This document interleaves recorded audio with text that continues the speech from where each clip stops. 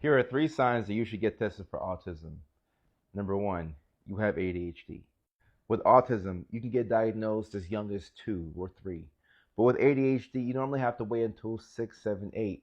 So this means that a lot of people who have the diagnosis of ADHD and they were diagnosed in 2nd or 3rd grade, they could have autism that was probably missed. And unfortunately, you may have to advocate for yourself clinically because a lot of providers don't know this. They're not aware that when you see ADHD, you should be looking out for autism and vice versa. I see a lot of people questioning whether they have ADHD or autism, but I don't see a lot of people questioning whether they have both. And it can be confusing to know if you have one or the other because you can see executive dysfunction in autism and in ADHD. And with both conditions, you struggle to regulate your mood, you struggle with sensory overload. So they look like they're very similar, but they're not. So it's always important to get a comprehensive psychiatric workup. Number 2, you struggle to understand your emotions and you often don't know what you're feeling.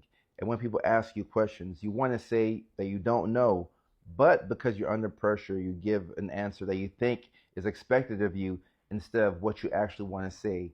And this is primarily because you don't know exactly what you're feeling. This type of thing is called alexithymia. It's also known as emotional blindness. And this is why you can have a delayed reaction to certain emotions like grief or things that have made you angry. Or this is why you may feel like you've never gotten over things that have happened to you in the past. And that's because you didn't understand what you were feeling at the time that you were going through this particular thing. Number 3, you have a vivid imagination and you often like to escape reality by daydreaming. So normally when we see daydreaming or maladaptive daydreaming, we think of ADHD, but we don't realize that you can see the same thing in autism.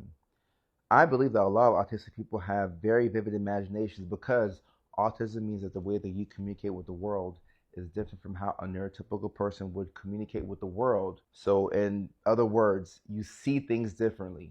So if you see things differently, certain things make sense to you, but they may not make sense to somebody else. So you may create an alternate world with fictional characters and you can structure and set things up the way you see things as opposed to how things are in this neurotypical world. So if there's a special interest that you're really into, that could be a thing in your alternate world that you've created for yourself.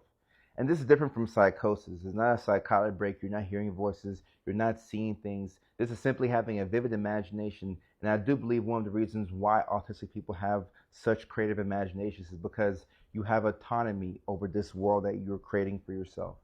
So I hope this helps. I will definitely keep this series going because y'all have been asking so many questions. I'm also going to be releasing an autism course that y'all can purchase shortly. And I will be giving y'all information about autism assessments. I'll be doing assessments for autism and ADHD in select states. My staff is still growing, so bear this and please be patient. But I will put that information out there in regards to the different states where I could diagnose people. And like I said, the course is on its way. So thank y'all for your attention. Keep going.